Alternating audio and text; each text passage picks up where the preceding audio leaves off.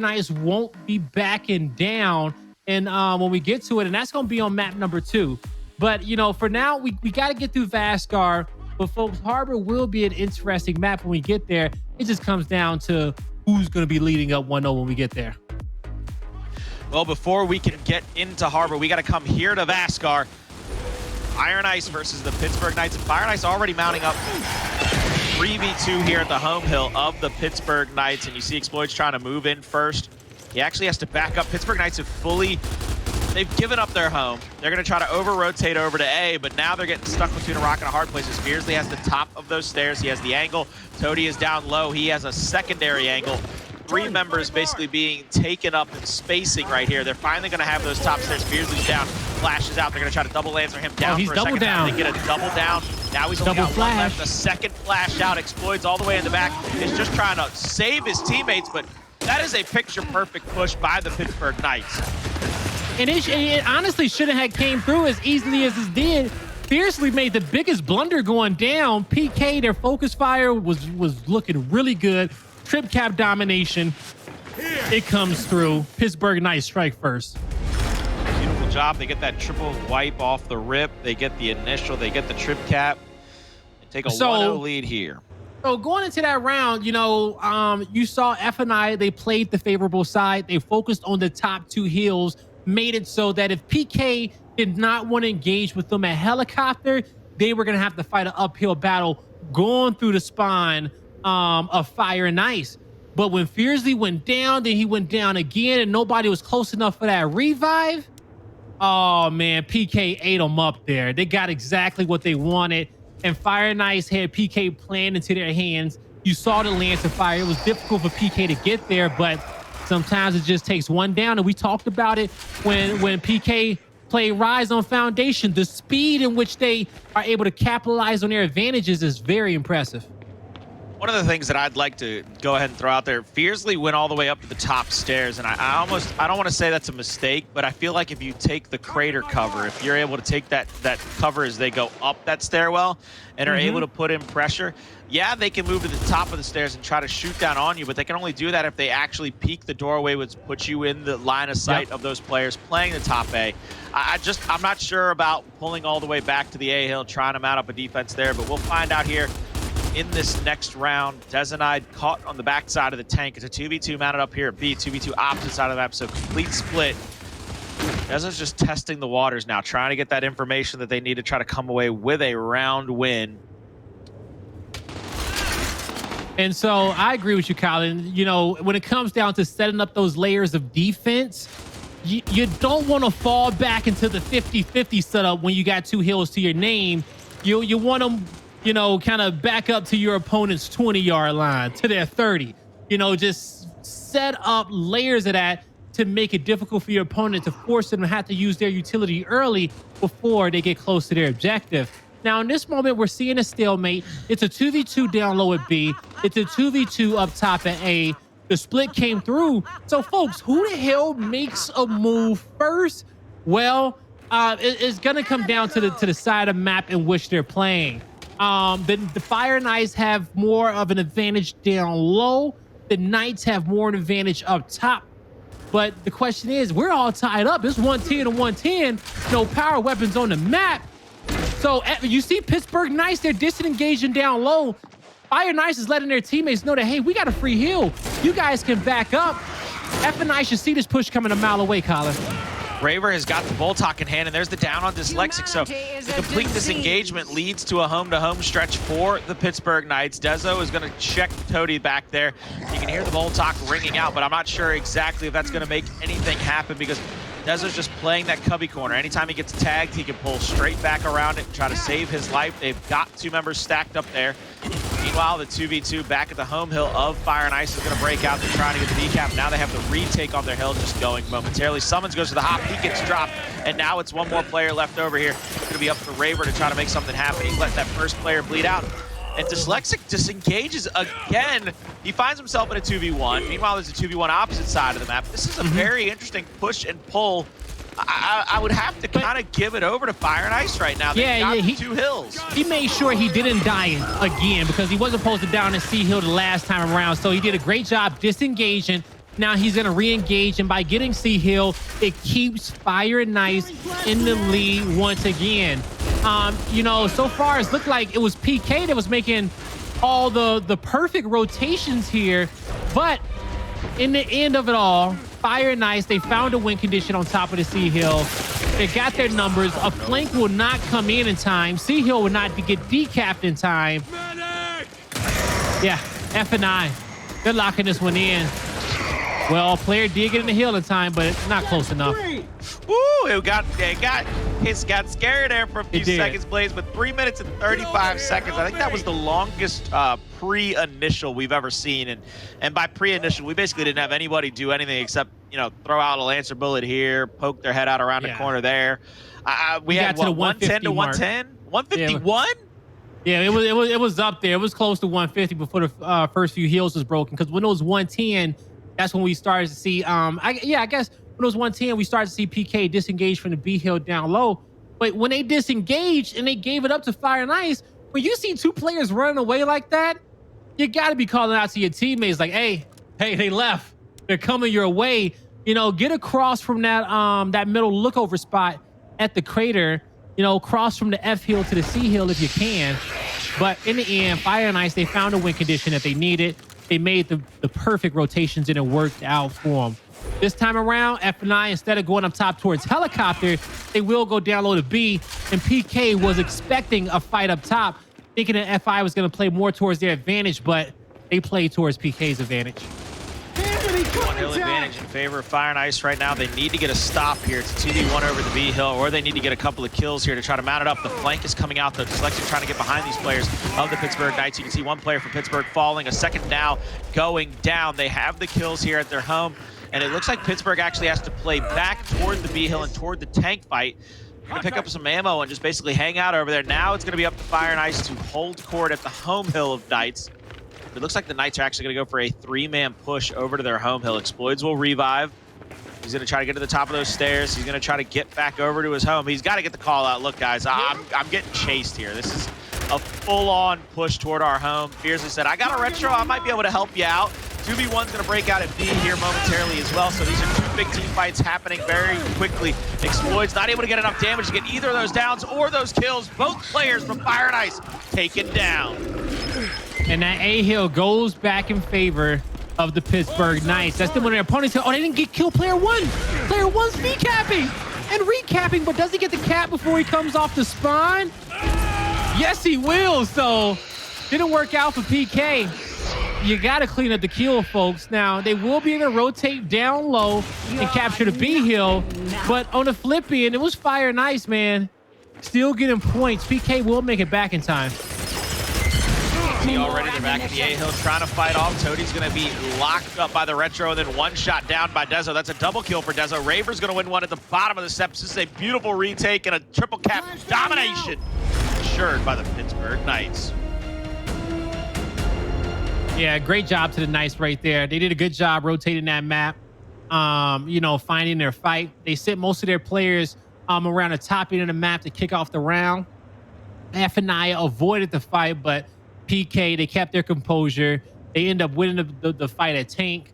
They won some big fights in their opponent's spine. And, you know, ultimately, once the chaos broke out, PK controlled it very, very well to get the lead and lock in that round. We're going to be seeing these Retro Lancers get upgraded to shocks right away. Yes, they will. So Retro Lancer won't be on the map any longer. We'll see what these shock grenades can do off the initial. And where do these teams want to bring this grenade? It's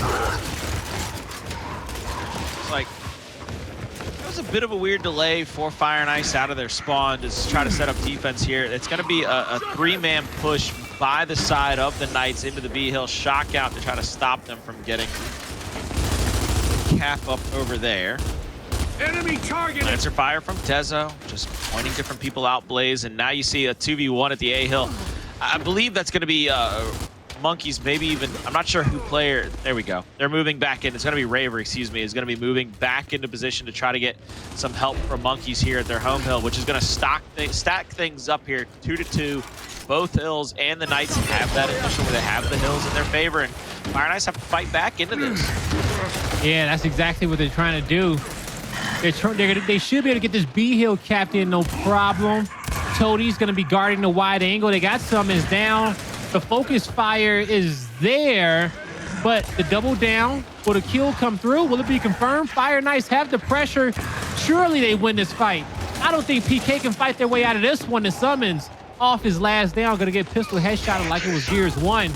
B hill goes in favor towards Fire Nice. And player 3, he's flanking 8 and 9. PK has to push. They both go down and the revives are there.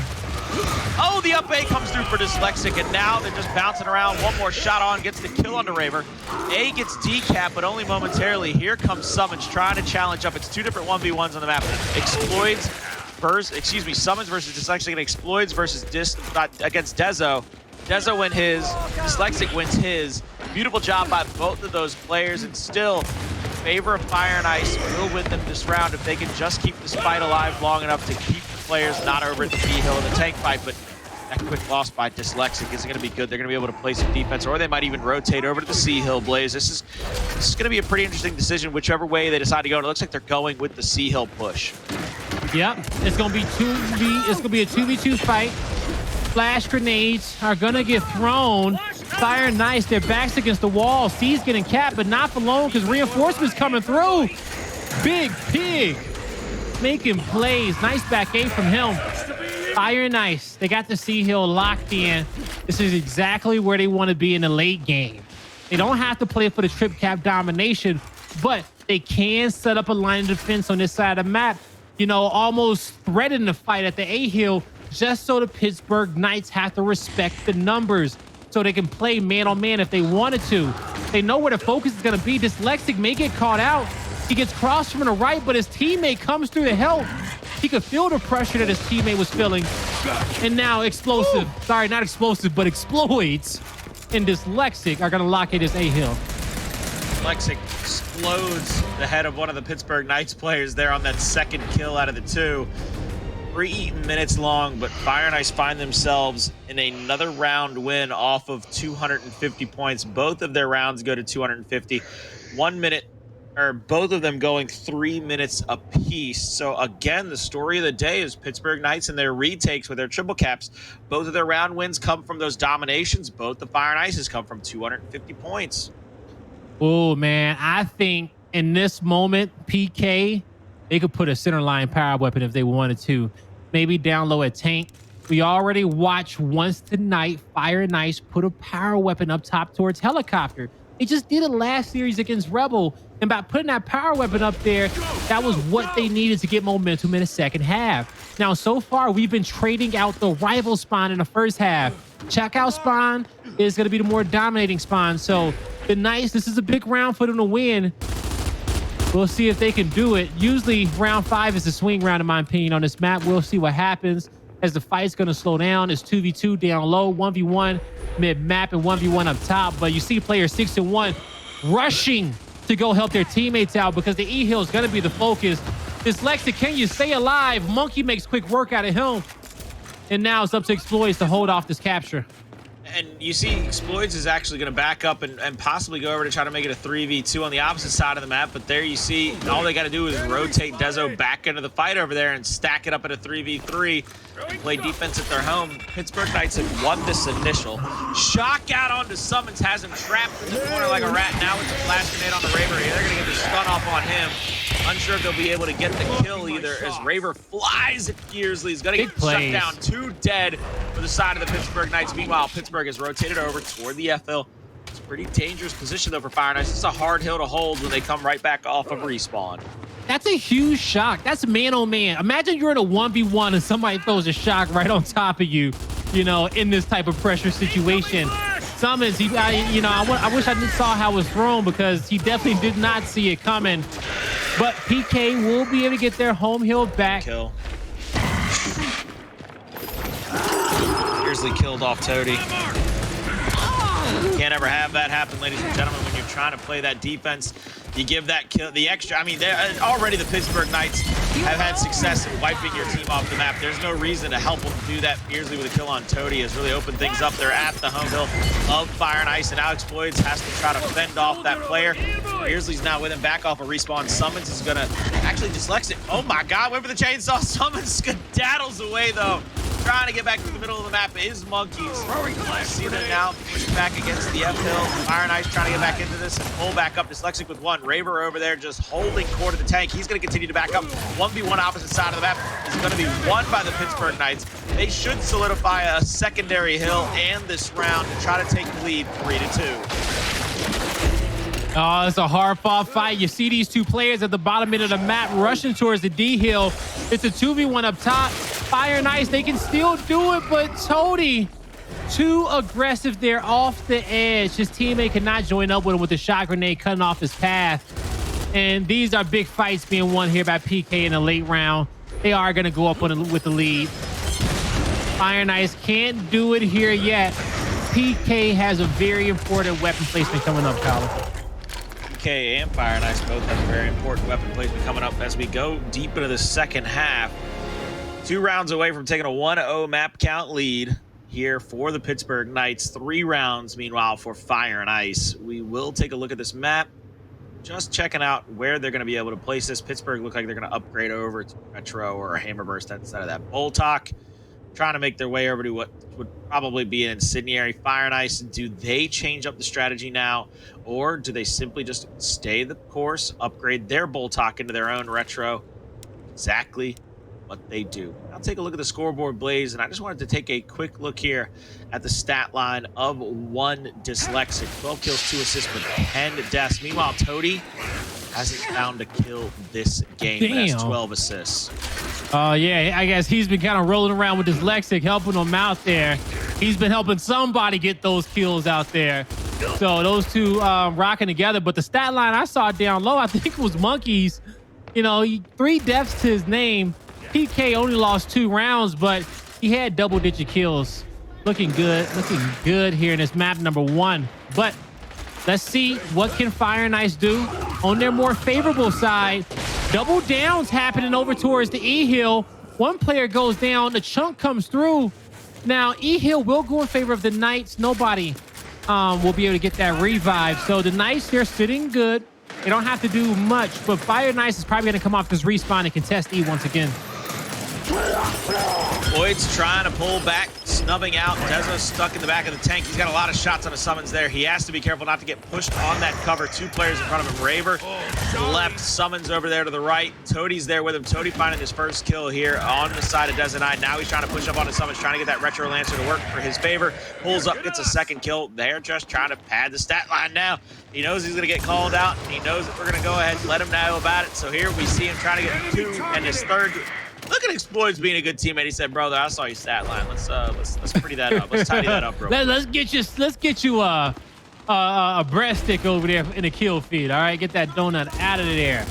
Now, E hill is currently uncapped, but it is going to go in favor of the Knights. They need to start getting some points, as Fire and Ice is going to be fortified mid-map at the F hill and by their spawn. Fearzly couldn't take 1 to the grave. That's all he could have asked for, being caught out there in that position. Player 2 has a 1v1 at the D hill, and the Knights, they got a man advantage at F. These players of Fire and Ice cannot die at the F hill just yet. They need to wait for the fight to be won at the home hill, which it is now. But Xploidz can't stay on his feet, but hopefully his teammate Toti can. He won't be able to either. Luckily for them, their teammates already rotated across map towards the E hill, and that's the beauty about Vasgar. You can find yourself in a difficult position, but if you work smarter, you'll be able to keep the hills in your favor and keep gaining those points. Sometimes all you got to do is work smarter, not harder. We're going to have a 2v3 mounted up over the E hill. I think they got to get that call out. They might just try to hold court here and say, look, we're going to be able to come back off spawn, get D back into our favor if we have to. We've crossed 200 points. You see Dyslexic go down. Now they're going to push up. They're going to throw those flashes, the shocks. They're going to try everything. Beautiful. And the kitchen sink, and it's beautiful because he gets a double down. Dyslexic crawls out of the shock. Toti gets the revive on him. Now refocuses attention to the battle. 1 shot on. He needs a second, but gets choked out by Monkyz. Monkyz gets the meat shield. Misroll out, but it's not in time. It's not enough. Fire and Ice, they tie it up 3-3. You see, we're trading off the rounds on a good side, back and forth, back and forth. The swing round is coming at some point, but if it continues like this, it will look like the Pittsburgh Knights will win in round number 9. unless something shakes it up. But so far, these teams been doing a good job maximizing whatever slight advantage that they may have that the map gives them. And so let's see if anything shakes it up. But for now, we're just getting secondaries built up on each side. Both squads just making small adjustments, trusting their base strategies. Retro Lancer placed down at the home hill. Fire and Ice, 60 seconds now. They half the time. Incendiaries picked up by the Pittsburgh Knights. Which one would you favor on this map, Blaze? Incendiaries versus Shock? Oh, man. No, Incendiaries versus Retro, because Pittsburgh Knights picked up the Incendiary, whereas Fire and Ice stuck honestly, with the their retro, bro. halftime. Like, I think the Incendiary grenade is nice, but, you know, a 60-second retro do wonders for you in a late game. You dodge that one nade, you come back off respawn, that retro will get you your opponent's frag grenade. You see, Shock out long range onto the hill. Dezo's already down. It looks like Xploidz has to go wide. Hits a little back A there just to finish him off. Raver far backside of the tank is going to drop a flash in front of him. We'll have that first on Toti on the other side. He's just going to bounce around, staying alive as long as he can. 2v2 with the E-Hill is going to be big. Dyslexic is full red, bouncing back and forth. Sumuns will not go down just yet. You see Monkyz pressing the advantage. They know they had some pressure there on to player number 4. That's Fearzly. Fearzly gets lancered out from the middle. That's a beautiful angle by Dezo to get that down. Toti just waiting in the wings, gets one shot on. Yo, he just got... I thought his team... Okay, but that down would have been clutch because it put the teammate in a 1v1, but in the end, it was Fire and Ice who came out on top. They're on their opponent's side of the map. Lots of pressure on the Knights. 2v2 to retake their home hill. Xploidz backs up. They actually give it up because they know a third came off respawn. Great awareness. They also were going to get the E-Hill up top. They want to hold this set up. They know how important this round is going to be. The Knights are feeling the pressure, Colin. Feeling the pressure, indeed. Tapping up a 200-point threshold, or a 100-point club right now. A second shot on, gets that down again. Raver still fighting in this cubby corner against Xploidz. The revive comes through, so now it's going to be a 2v1 at the FL. The 1v1 over at E is going to be that much more important. Now, Fearzly's going to go down. Dyslexic has to live here. He has to just delay until teammates can get there, but he gets angled out very quickly. They get the kill on him. Here comes the extra respawns. They're going for the decap in the FL to try to get back into this. Any decap, any time they're not getting points is huge. Xploidz wins one. Xploidz helps wins a second. Ladies and gentlemen, Fire and Ice fire right back into the FL, solidifying it, and the 230-point threshold here. They are just 20 seconds away from being on that point. Beautiful, beautiful shots from Xploidz. When he came off respawn, he had no fear in his eyes. He was not indecisive. He knew what he had to do, and he had to kill 2 members of the Knights that was on top of his home hill. He did just that. Great effort by him. Good job. Good teamwork coming in as well, and that's going to be the break round. Now, what do the Knights want to do to come back in this one? Iron Knights can be annoying here if they want, but I don't think we get any center line power weapons. Not yet, at least. Yeah, this is going to be a pretty big decision by the Pittsburgh Knights if they want to change the fight. But that basically, they're probably going to be able to just sit back and see whatever Fire and Ice puts down and then make their own decision. And Fire and Ice actually goes to that incendiary now. Yes, they will. So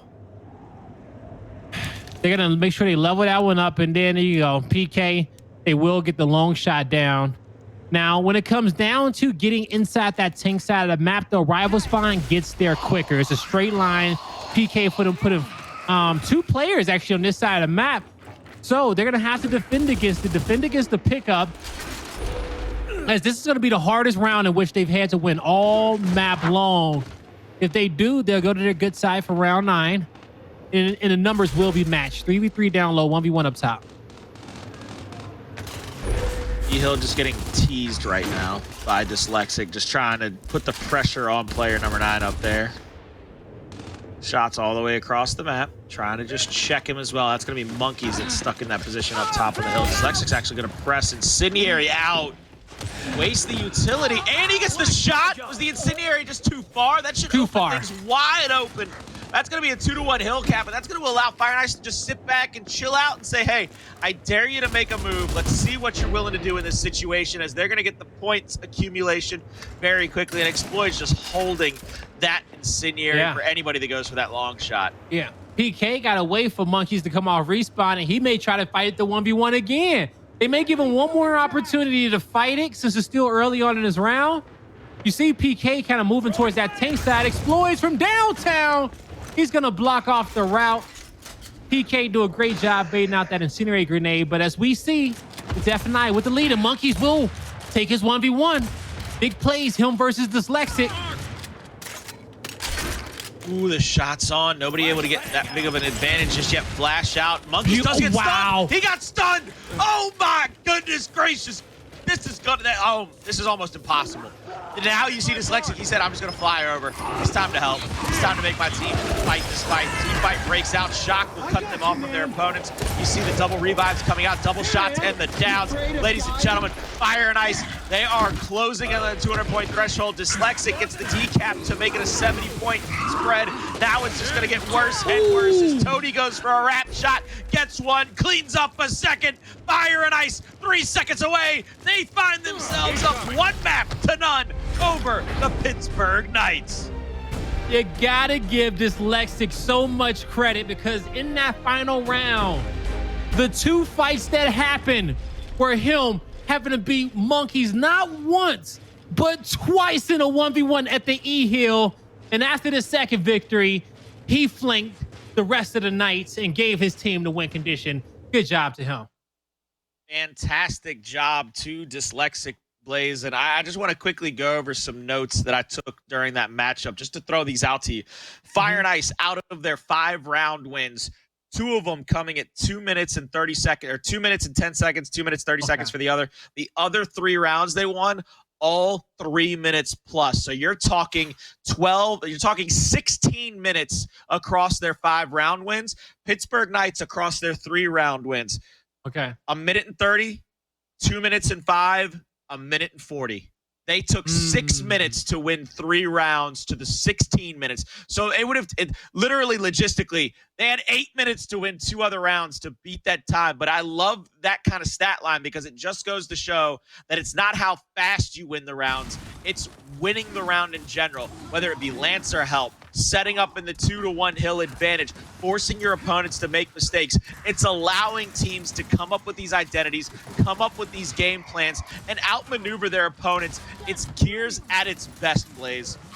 And man, you know what? If you would have told me back in when Gears 5 dropped that Vasgar was going to be the map to showcase that, I would have told you that you was probably crazy. But you are absolutely right. And I love that stat line there. You know, Fire and Ice showing all the traits and characteristics that you need to be a successful Vasgar team. They were very patient. They were clear on the advantages in which they had and advantages in which they did not have, and how to play them. It was a tug-of-war battle, but whether if it was offense or defense, Fire and Ice, all 4 players was on the same page about what exactly they need to do in that given moment. And just to quickly reiterate something else about the ability of Fire and Ice to play defense on a map like Vasgar. Out of the 9 rounds we played, and I know everybody might be a little differently in how they attribute this or how they give these out. I gave them the initial win in 7 out of our 9 rounds. The only round that they had the initial win that they end up losing, was round number 3. It was they had a triple kill leading to a 1v1 on the opposite side of the map that Lancer help came for. So they ended up getting a quad wipe, but it came off the back of a 3v3 won by the Pittsburgh Knights. It was the minute and 40-second round that they won right there. So the only round that Fire and Ice won the initial but loses the round is because they lose a 3v3 across the map, lose 3 players, and then end up being able to help that 4th player. So Fire and Ice winning 7 out of 9 initials, winning in basically time of domination, just gathering points, holding 2-to-1 hills. They really put themselves in a driver's seat that entire map. No matter what, to win it and come away with that 5-3 victory. Now we move over to Harbor, and those are stats, those are plans, those are things that to me travel plays, being able to shoot your Lancer, set up in 2-to-1 hill advantages. Those are things that will travel from Vasgar to Harbor, which is kind of what I was worried about. The only hope for Pittsburgh now is, like you said earlier, Raver has to start popping off at the winch and the stern. Yeah, exactly. So PK we're about to move on over towards their map pick on Harbor, and they're going to be relying on Raver a lot because he is the tip of the spear on this map, and no one else gets into an engagement first. So I think F&I is going to fight him. I don't think they're going to run away from that fight on winch. Now, these first few rounds are going to be very telling if they need to adjust because they're playing right into Raver's hand, giving him those 50-50 fights that he loved, or they're going to be trying to make some better plays to get into some more high favorable engagements there at the top stern. We're going to find out, but I think F&I, they want that headbutt fight to kick it off with. Regardless, it's going to be hard to take PK out on Harbor, especially with them being down a map and they have not lost all week. You got to assume that PK is about to shift into a different gear, and let's see if Fire and Ice is going to be ready for that. Well, they've got to find that different gear much earlier rather than later, because one of the things that we saw in that first map that Fire and Ice was very, very good at doing it, and it almost leads us to talk about this more, and this is not a knock on Toti. I hope nobody misunderstands this to think it's a knock on Toti. When he had no kills, but he had 12 assists, that's the kind of guy that's willing to reach his hands into the dirt and get his hands dirty, do the jobs that nobody else probably wants to do, where it's, all right, I'm going to stand back, tell you to go take that fight, but I'll make sure that he's one shot for you by the time you get there. So I want to see more of the same from Fire and Ice, and I want to see if Pittsburgh can have an answer for that. Because right now, there's not much I can talk about with Fire and Ice because they were so successful in what they did. So this is what I want to say is that Fire and Ice, we just watched them put a sniper mid-map against Rebel earlier and how successful it was playing against it to the point where Rebel was trying to block it out. They may do something like that now. PK waited way too long to put a centerline power weapon down on the last map. They kept loading up those secondaries. If PK would have put that snipe down when they were on their good side a lot earlier, rather than waiting to the last minute of the map, they may have been in a better position. F&I, they may put it down center line. So PK is going to have to decide if they want to do it a little bit earlier rather than later. And we'll see if it works out. But man, this initial is looking like what we expected from PK coming into Arbor, being down off the map. They absolutely dominated. This is what they needed, though. Like we both spoke about, and you especially, you said they got to pop off at the winch of the stern. They can't allow Fire and Ice to set up, and that's exactly what they do in round number one. That's a fantastic job by the Pittsburgh Knights in that middle winch fight. They end up getting the ability to press forward over to the home hill of Fire and Ice. Now we come to round number two. The Boltox, I don't think, are going to change much. They're just going to be placed down. I don't think you can get a lot of damage into the areas where you maybe can slow down the side of Pittsburgh Knights. So I think they're going to have to come away with that initial win. They're going to have to come away with some better flashes, maybe a shotgun win here or there, so that Fire and Ice can get back to their setups. Go get him! Fire and Ice, no kills whatsoever in that first round. Let's see if they have a better opportunity now. So far, a mirror matchup to kick this off. It's Raver versus Xploidz at the tip of the map. Xploidz gets the first blood. The cross comes through. They take out Monkyz, Raver, and Dezonide. That's 3 players wiped off the map. And PK holding down their A buttons, looking for the trip cap domination. Player 4 gives it up. He knew it was nothing he could do, and that's how fast these rounds are going to be, Colin.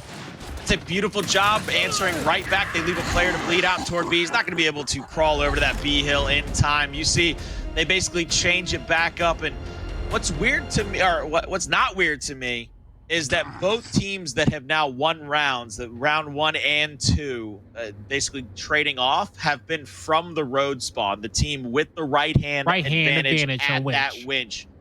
This is what you talked about a lot in map 1, where you talk about the strong side, the strong spawn. Somebody has to win back-to-back rounds, or somebody's going to have to win an off round over there at C. I don't know what changes your fortunes there, but it's gotta be something soon. Boltox and Talon's out. I still don't know if that changes anything. And not really. But so what FNI needs to do, being on their bad side, on the C side, maybe you send more of your numbers towards Stern. Maybe you set up a trap at Winch for Raver, but you don't have to get into the engagement. But if you do win one fight off your left hand, we see that Xploidz, he's throwing out some quick back A's, but he goes out into the open, gets double shot. That's probably the easiest kill that Raver has ever gotten at Winch. Without a doubt, now he holds a sway there. Two members of the Pittsburgh Knights will move toward the Stern. They have Dyslexic in front of him. A little misroll, though, will give Dyslexic a free kill and give him the chance to get to the home hill of the Pittsburgh Knights, which will probably bring some of them off of respawn. Toti's moving in. Mr. Krabs? Yeah, a little bit, but I don't think that with Raver having court over the winch. No, they didn't get it. They had winch still, and they had the down and B. There's gonna be a double down there now. Oh my God! Did you hear that Talon trying to ring out? That thing revs up and it just sounds scary, and you're like, "What the?" Yeah. Oh man! So PK, they survived that domination by just a hair, a split second, and they have already they haven't got control of Stern just yet, but they are fighting for it. They are top Stern. There's two players in this area at the winch. PK pretty much has the setup in which they want. Player one is getting maybe too aggressive down low. He has to back up. You see multiple Fire and Ice members trying to back up, see if they can catch him off guard. But Raver being on this side of the map has FNI flustered, confused. They don't know if they need to back up and fight him, if somebody can win the 1v1. They're getting pressure from all angles, and just by his aggression and presence down low on that side of the map, PK, they found a win condition. They close out that round. Without a doubt, Fire and Ice went for the Little Mr. Krabs. Again, I go back to one of the things that I was really you talked about in the pregame, and I can't give you enough credit for pointing out. When Raver holds court, when he is king of the winch, there's almost nowhere to go and nowhere to hide on this map from the Pittsburgh Knights. Because if you try to move into B, his Lancer fire is pretty on point. His trigger discipline is fantastic. If you try to take him at winch, he's still that same guy. He's still got it where he can bounce around, make you miss, and then get the one-shot chunk. Meanwhile, we come to round number 4. Retro's out from both sides. 3v3 still here at the winch. Raver trying to roll over to the side. He gets the first shot onto Xploidz, but a lot of damage, but no downs just yet. A lot of rolling back and forth, trying to just posture around. Monkyz will get the first back A, but he rolls back enough to get double revive. Monkey will be on his third down and out, but they have Xploidz in a 2v1 almost, and up top. Up top, I believe that's Dyslexic has won yet another fight. He has to worry, though, about the pitch coming. Raver, Monkyz trying to find one more kill here, and Dyslexic with a reaction shot. My goodness, gets that kill, so he takes one to the grave. Raver, though, will settle it out at Stern. Luckily for him, Monkyz was on his third down, right? So he gets that double, and he won the 1v1 against Dezonide right before. Dyslexic keeping that Stern neutral, but for how long? He brought enough time for Xploidz to get towards the winch. But Dezo's going to win a big fight there. He's going to let him bleed out and think about what he's done. Going to Lancer down low on Toti. Toti won this fight? What? That's a... Sumuns cannot die there. But regardless, Toti making big plays, and he's going to push Monkyz back. Get hitting him with 2 Botox shots, knowing he doesn't have his health back. Brings out the Lancer, and he was just a few bullets away from getting it down. He gets some help, but Dyslexic goes down as well. Both those kills get cleaned up. Pittsburgh Knights is going to build up on this lead unless somebody can get down low in time, or maybe the 2v2 fight is pushed up top. Fire Knights is going to wait for their teammates to respawn.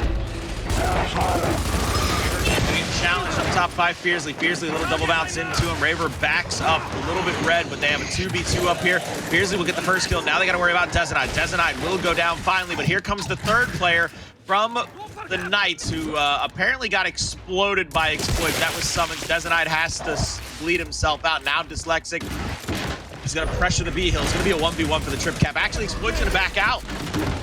And this is where Fire and Ice will get dangerous in this round. They settle up 2-to-1 hill advantage. Xploidz has to try to make it out without going down. Smoke out. They have the mark on him. He's going to be full red as he makes it to the end of the tunnel, but he does get revived. Here comes the defensive stand by Fire and Ice. PK, they're pushing 2 players up to Winch and Stern, but they're going to get a free kill. with player 7 getting aggressive. They know they can take an easy 2v1 up top. They're going to find another player mid-map. And this is a trip cap domination for the side of the Knights. And this was good on their bad side to kick this round off. So this was the split round. But does it officially come through? It shall, because you see the crossfire from Dezo. Hold up, I'm not done with you. Pittsburgh Knights gets out to a lead, and now they are exactly where they want to be. Fire and Ice has to make a big decision this round. They either need to put a weapon down that's going to change the pace of the fight. If not, PK will be stronger on the road spawn. You're going to end up seeing probably a shocker, an incendiary placed down by the Pittsburgh Knights here. I think it's going to be shock. You normally see that favored to the top side of the map. They're actually talking it over. There's the shock out.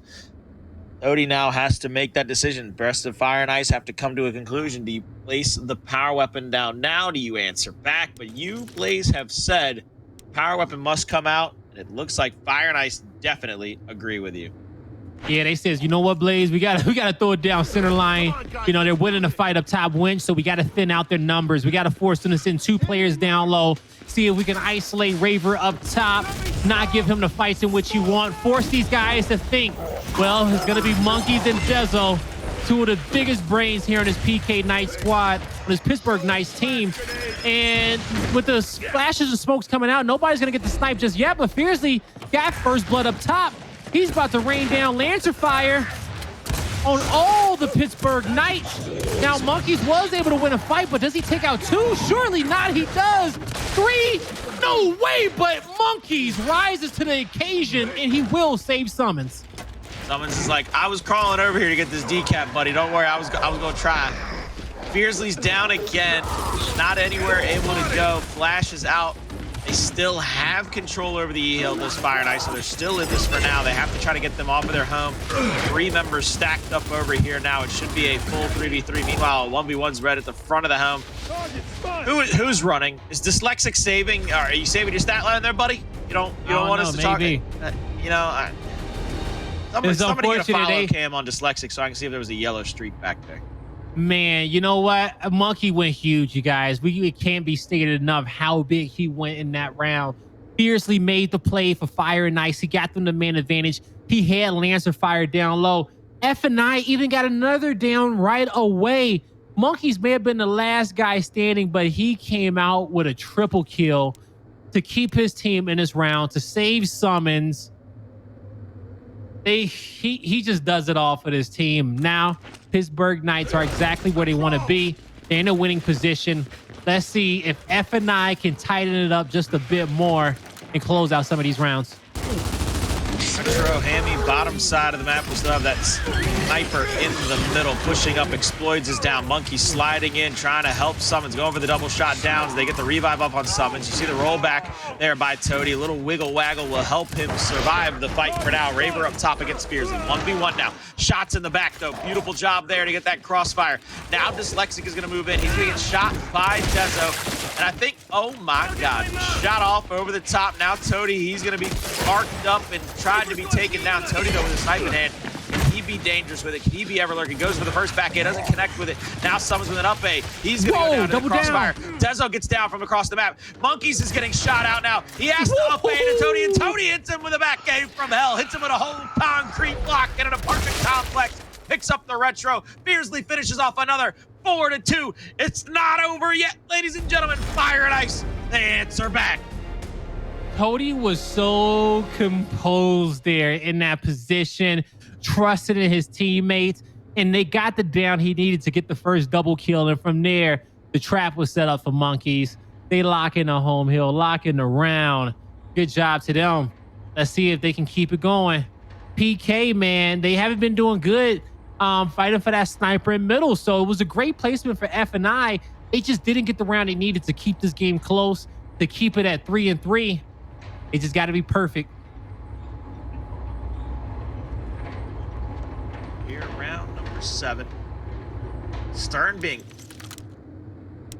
being, or first I say stun. They were hovering over Stern for just a second. Incendiary's out.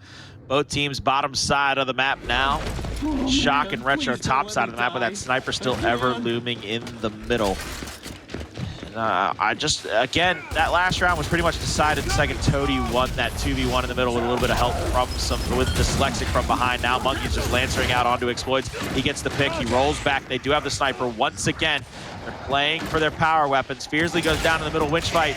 Missed shot by Xploidz, ain't able to save his teammate just yet. Needed a helping hand, maybe even a guardian angel or Raver. He's gonna continue to play the distance game. Back A's out, just rolling back, and Xploidz goes down. There goes the sniper, ladies and gentlemen.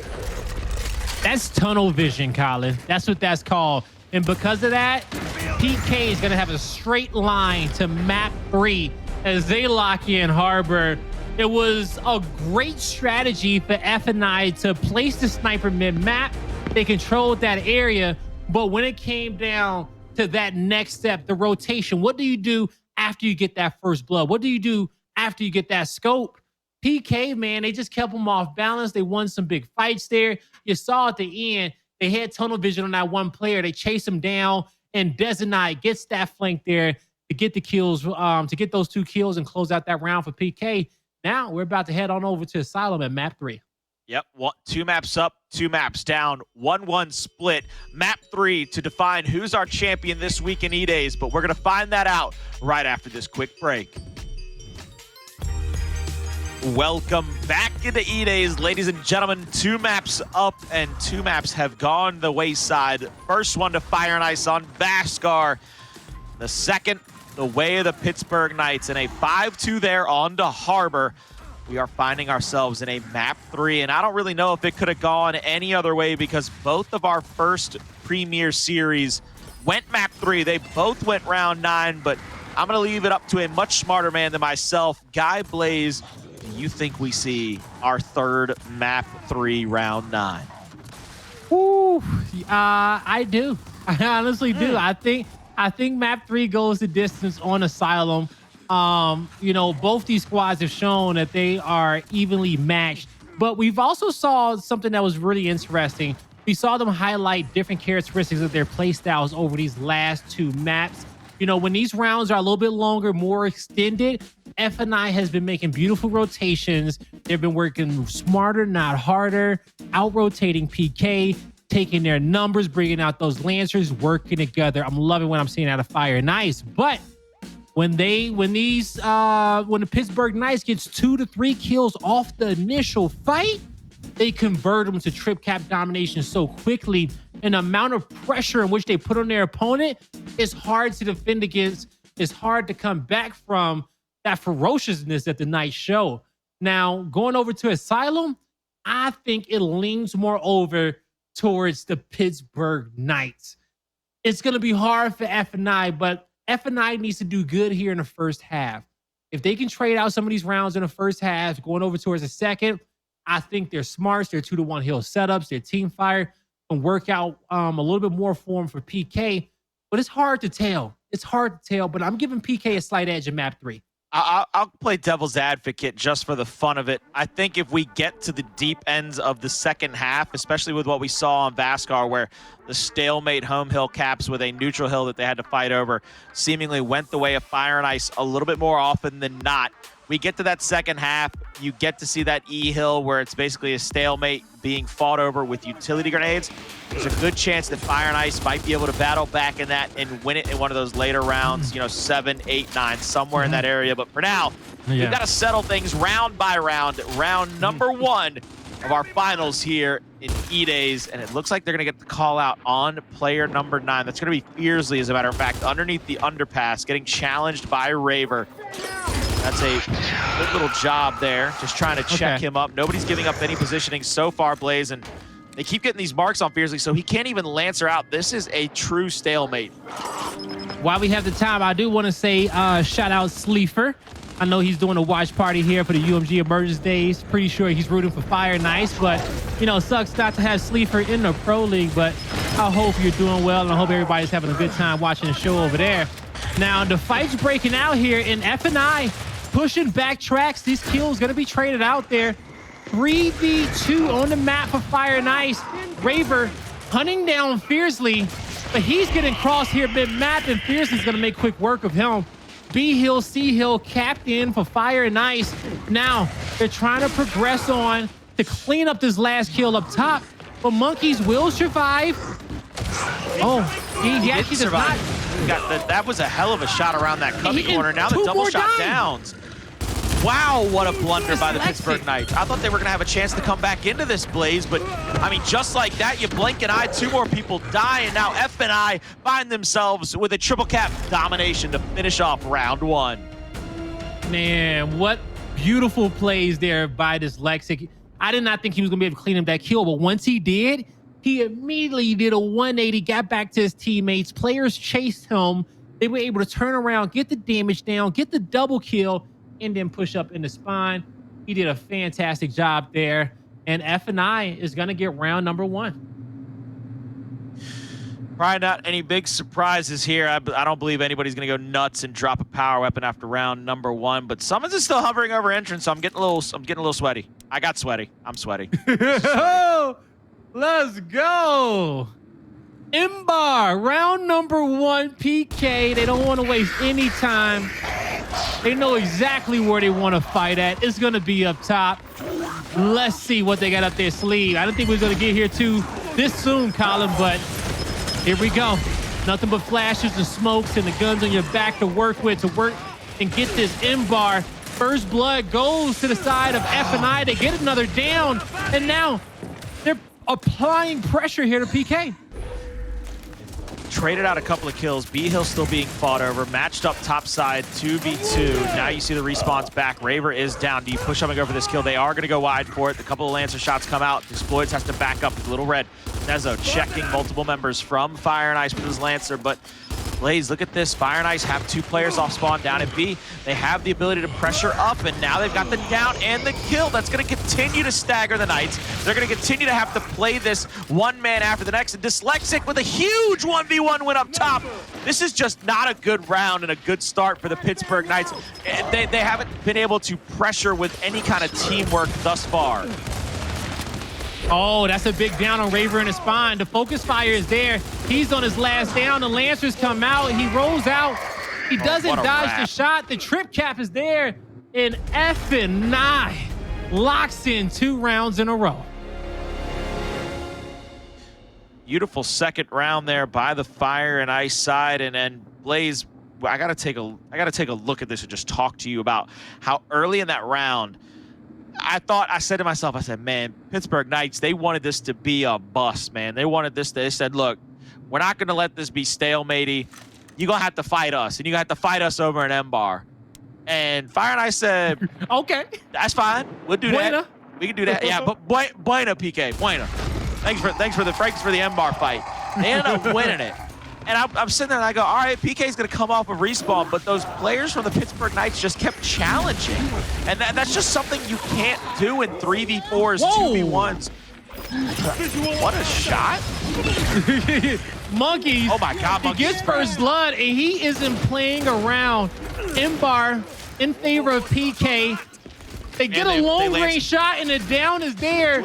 They slay out everybody to the point where UMG leaves the game because it's such a massacre. Now the Sea Hill's getting decapped. Xploidz can't do anything about it. UMG Studio was a little scared that they were next. That's what it was. They had to back out. They said, They saw a pack of liars that said, couldn't be us. Couldn't be us, baby. But PK still has a little bit more work to do. That was a great round from them. Off the back of the Botok headshot from Monkyz. Nice focus fire there, but he's going to upgrade that, and he's going to make sure he get a retro. It's going to put out a little bit more damage than that Botok. Doesn't have that headshot potential, but with power weapons on both sides of the map, and this being split up and slowed down, both of these squads have something to work with here. We're going back to our base strategies. It's going to be a 2v2 up top, 2v2 down low.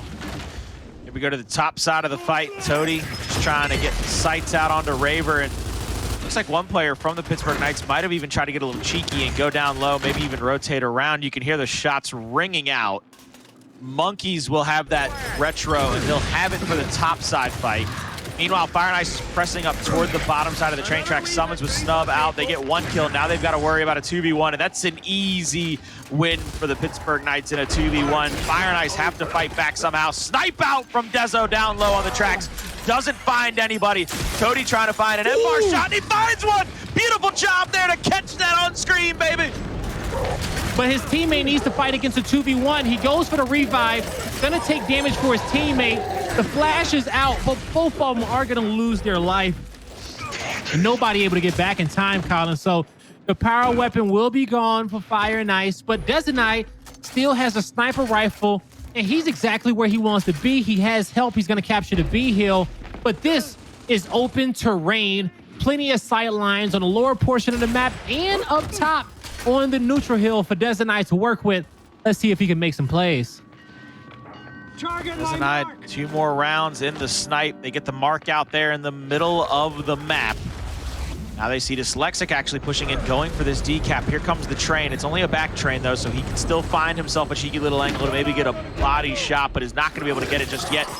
There's the recap on the B hill. We will come to the next 20 seconds or so and see if there could be a chance for Fire and Ice to really find themselves in the commanding position of this round. Flash is out. Nobody pressing up. There's the body shot that Dezonide wanted. Now he needs a 1-shot down. He gets it easily. Xploidz backside of the train track, still have a 2v2 up here. Meanwhile, the only player from Fire and Ice that could challenge is up top, and they're leaving Dezonide kind of out to dry. There's a double down in the middle of the map. There's going to be a quick revive out on the Monkyz from Raver. They clean up that last player, but it looks like Fire and Ice has a nice little retake in this round. They've got 2 more players to worry about. If they clean them up, they can still hold on and possibly come away with a 3-1 victory. Yeah, they can. They're going to do just that. It's a 1v1 across map on a home hill. With that being one, F&I should get the 3-1 lead. You know, it was looking good for Pittsburgh Knights for a while, but, you know, I will say down low at the track, Sumuns may have engaged in that 2v2 fight a little bit before Dezonide was ready. Regardless, after that battle was won, man, Fire and Ice converted that into a trip cap domination. They got the rest of the kills in which they needed. And so far, this 2-2 split, man, it's been a joy to watch, but F&I with the lead going into the second half. Without a doubt, hovering over the Talon pistols, Fire and Ice, they're going to probably upgrade now to their own retro to match Monkyz. Monkyz, though, I think they're going to give him an incendiary to use, or a shock to use, excuse me, to try to block out their initial take of the M-bar. If you're Fire and Ice, do you bait somebody up top? Do you basically say, hey, look, I'm sorry, you're about to die, and you send 3 people to snipe now that they have the shock to block you out, and you just use the retro to basically peg people up going up there to the retro, or do you still split? It looks like you can 100% do that. You need to get the shock out first, but it's counted number 6. Xploidz flanking has the distraction. Monkyz needs to push forward. PK, they're trapped. They can't do much about it. The E-Hill, whoa! The E-Hill goes over to the other squad. Aye. And you know, that's what happens. But don't worry, folks. We'll get back in the game when we can. It looked like F9. It's not my notes. It's not my notes. It's not in your notes. Okay. Well, we will have the information that F9 wins the initial. They get the M-bar. And look at PK trapped in the corner. Not much in which they can do, but in the end, the sniper is in the hands of Dezo. The power weapons got traded off, and now we're gonna relax. The look at dust this. is settled. This is a blaze angle right here. That's a blaze angle. Oh man, yo, work smarter, not harder. You're damn right, Colin. Because I don't want to be in a shotgun fight. I want to get kills across map safely. Watch my home hill. You want to use those 308 Lapuas, those massive rounds, and say, hey, man, look, if I hit you anywhere near your center mass with this, it's going to hurt. It's going to hurt for a long while, baby. And I'm going to put you down with it. The flashes come out. Toti's going to dodge them. This is one of the most stressful positions to play in any map in Gears of War. To defend against this off a left hand, you have to be committed. You got to be ready to put out damage. And Toti does as much as he can, but that little bit of damage that he did was enough for his teammates to get some downs, pick up some kills, but it wasn't enough. But great effort there. PK wins that fight. They get the neutral, but will they get the win condition? They surely not. I think they have to pressure the home hill right here. I don't know if you have time to wait for your 4th player to come off spawn, because now it's a turtle defense for Fire and Ice, and you can pull back and you get in some pretty shifty positions. Fearzly, though, has to be careful. If Fearzly goes down right here, that could cost them the round. Monkyz rotating around, 2 big shots out. Raver trying to come over and help against Xploidz. Double down, double kill. This is massive right now for the Pittsburgh Knights. Dyslexic wins 1 fight.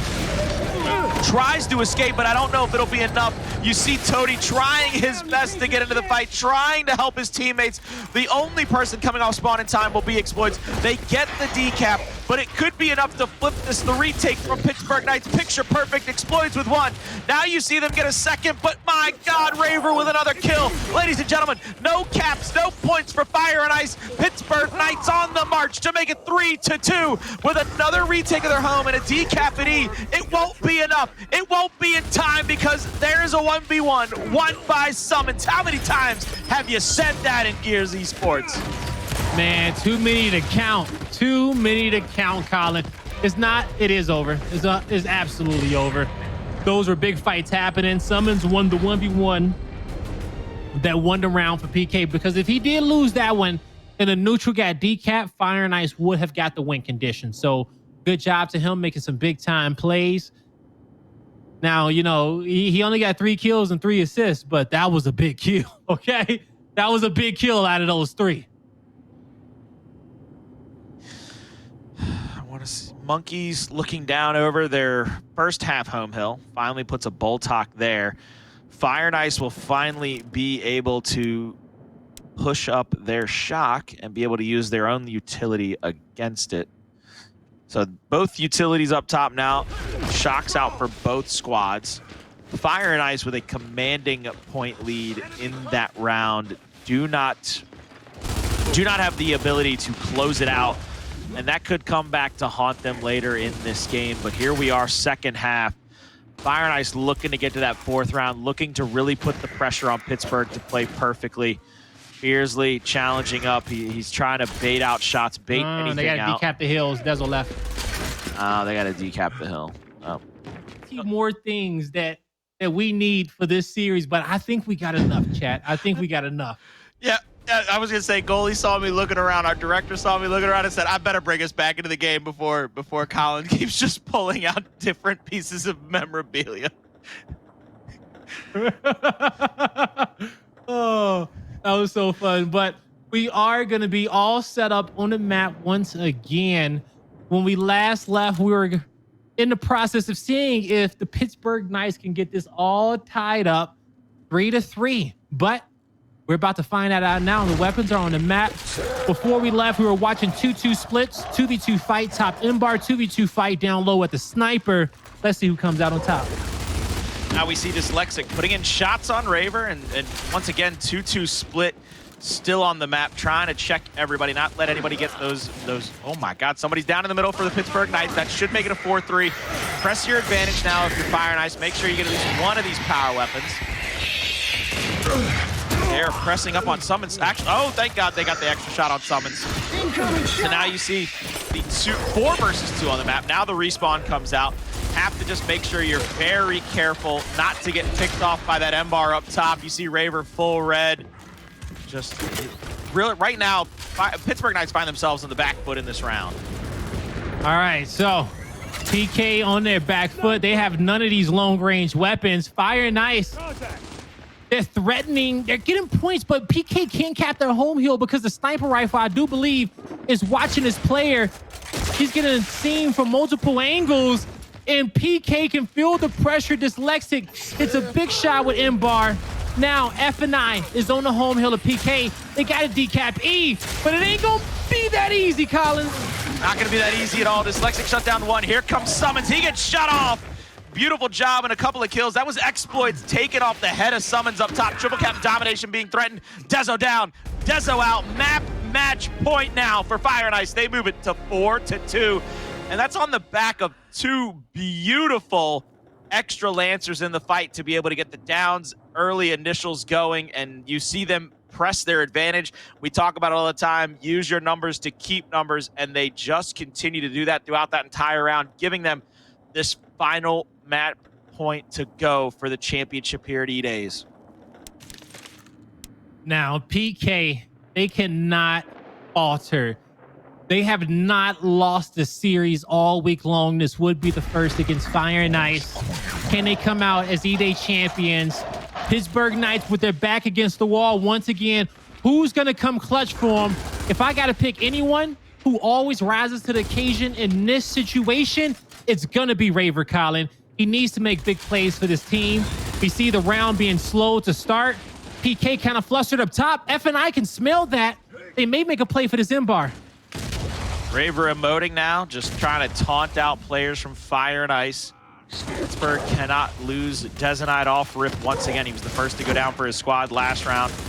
They switch up spots. They put Dyslexic over to the right now to try to put shots down range. And this is going to be another one of those rounds where somebody has to make that first move. Long range flash out. Fire and Ice is going to press their advantage. The shock is answered back. Dyslexic might go down. He tried to bait out the shock. He's going to go down twice. Not sure they're going to be able to get back into the position. They do not get back into position in time, and they get the kill. 4v3 on the map thanks to the Pittsburgh Knights. They will have this M-bar. You see them trying to pressure up. The first shot missed by Raver onto Xploidz. Doesn't hit the second either. Here comes the quick retake, the quick flank out from Toti. Doesn't get the shot on, goes down himself. This should wrap it up. This should be 4-3 because they are going to be able to pressure this advantage with 4 down and dead. Knights are going to make this very interesting. We will go to a round number 8. You know, whenever I call Raver out, Raver always performs. He always shows up. You call on him, he rises to the occasion. Picking up 3 kills in that round, connecting with some big M-bar shots for his team. Did exactly what they needed to do there. Now, Fire and Ice, they missed out on some opportunities.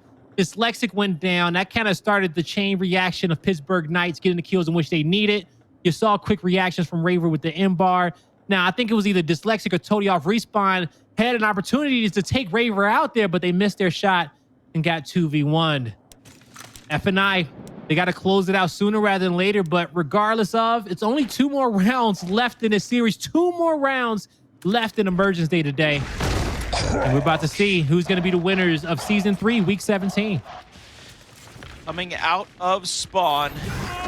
It's going to be a 2-2 split yet again. Raver hops the drop in the middle cover, trying to take an advantage over here. They send 3 players down low. Raver gets downed out. Long range incendiary Xploidz gets the kill on Raver. 4 versus 3 on the map. Sumuns is going to get lancered out here down low. That's a second kill. Fire and Ice will have the advantage here in this round number 8. Do they set up and play defense? Do they try to pressure? They need another set of slays, I believe, before they try to pressure up plays. And 2 shots missed by Xploidz. That's not like him at all. Not like him at all. He's going to miss that body shot on Dezo. His teammate goes down. Now, lucky for them, there is no heals on the bottom side of the map. The trains come through. They just got to disengage and fortify up top. Keep the sniper in play. Monkyz gets caught out. No revive comes through. Sumuns hits the blunder and opens himself up for an easy headshot from Xploidz. That's 3 members down on the side of the Pittsburgh Knights, and Dezo, he's just going to sit right here. Not going to move till his time. Fearzly is staying disciplined. No, he knows somebody's going to come towards his home hill. F&I cannot find Dezo, but I don't think they're looking for him anymore. He's going to stay here until he can kill Fearzly, but I think an inner track is coming. You hear the train. I think they're going to try to keep Dezonide here until the conductor comes. Like, Dezonide, you have to now... It's a back train. It's a back train. So he was safe. He was safe. He gets the 2-shot down kill onto Fearzly. Now Xploidz caught in the corner. 4v3 on the map. This is a perfect retake situation. Pittsburgh Knights. Xploidz misses another shot, but Toti does it. The headshot from Toti starts to even up this matchup. You see the down up top on Dyslexic. Dyslexic gets wiped away. Toti doesn't get any kills. The D-hill is decapped, but the respawns are coming out now. Fearzly just needs to survive as long as he can to try to stay in this one. Here comes the retake. All of a sudden, Raver challenging the triple cap domination. Pittsburgh Knights 1 second away. They don't connect. They don't come through. My God, this is as close as it could ever be. But Monkyz waiting in the wings. Oh, can't you see? He gets the easy kill. They keep this one alive, and Pittsburgh looks to try to tie it up and take us to a map 3 round 9. And they do a good job disengaging. You know, they went for the triple cap domination, but they knew they couldn't get it. Sumuns is going to give some extra pressure to help them make it to a round 9. The downs are there. The flashes are going to block off the revive. That kill. Oh, that's a double shock. Is that 2 players down in the corner? It is. They both get cleaned up. Fearzly is the last one standing. Now, the Knights, they officially have the lead. No one on the map from F&I to even the score, folks. We're going to a round 9, and all I got to say Because what a time to be alive. First series, map 3, round 9. Semifinals, map 3, round 9. Couldn't have it any other way here between these two teams.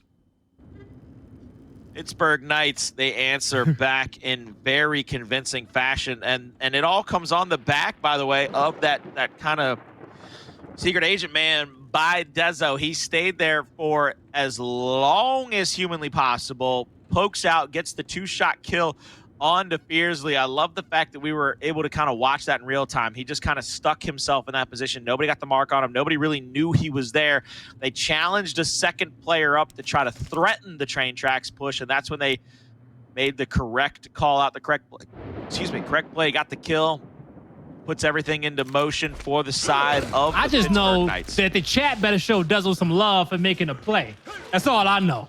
Okay, because if you're a Knights fan, Dezo kept your team alive in that round. But let's see if we see a Dezonide light flank on this map. You see number 1 in the middle. He loves flanking on the final round. He misses the first shot, but he causes enough commotion. Can his teammates make a play? Dyslexic does not go down. He picks up a kill. Toti's here. They need to be quick against Raver, but Raver, will he show up again? Will he come through for the Knights? Not this time. This is where Fire and Ice has to settle up. They had a really great last round in the initial. They were able to get over 100 points. Fearzly presses up, and this is pull back if you're Fire and Ice. Pump the brakes. There's no reason for you to get retaken like this. This is a huge round number 9 for them. I think even going forward, this is one of those confidence builders. This is what I was talking about before the matchup. Learn to beat your opponents, learn their tendencies, learn their mistakes, and learn to consistently take advantage of them. Here we see them pump the brakes indeed. Fire and Ice have set up 4 players across the map. The linchpin is Monkyz underneath in the overpass. He's gonna go on a flank here momentarily. Oh! My God, Dyslexic hits him through the smoke with the one-hit quitter from the MR. Hits a second! Hits! No, he doesn't. Oh, thank God. No, Xploidz got the headshot. Okay, almost went crazy, but it was huge. Beautiful marks there by the side of F&I. I thought that could be the last fight, but Monkyz not giving up his position just yet. Picked the perfect time to strike. That gives PK a man advantage, but look at the lead. Fire and Ice currently winning by 70 points. They got multiple power weapons. Dyslexic will fall. Xploidz will fall. So actually, they have no power weapons. The flank coming mid-map. And Raver makes a huge play. Raver still putting his team on his back when he needs to. Dezonide down, nobody there to help clean him up. 2 members from the Pittsburgh Knights are there. Now 3. This is gonna get really scary for Fire and Ice. This is almost like deja vu of last round. You see them pushing up. Dyslexic is all by himself. There's nobody there to fight with him. Now Pittsburgh has a complete wide open lane to the home hill. This is a collapse. Oh no, number 9. Oh my God, Fearzly, what He won a fight against Dezo. All he can do is pressure Sumuns. Oh. He misses the first shot. Sumuns hits the first shot. Now they trade off. The wiggle waggle comes out. Sumuns wins another fight. Toti dies. 8 dies in the home hill to the incendiary. Oh That's it. Pittsburgh Knights come back with back-to-back retakes to win 7, 8, and 9. Shut down E-Days with a 5-4 map 3 victory over Fire and Ice.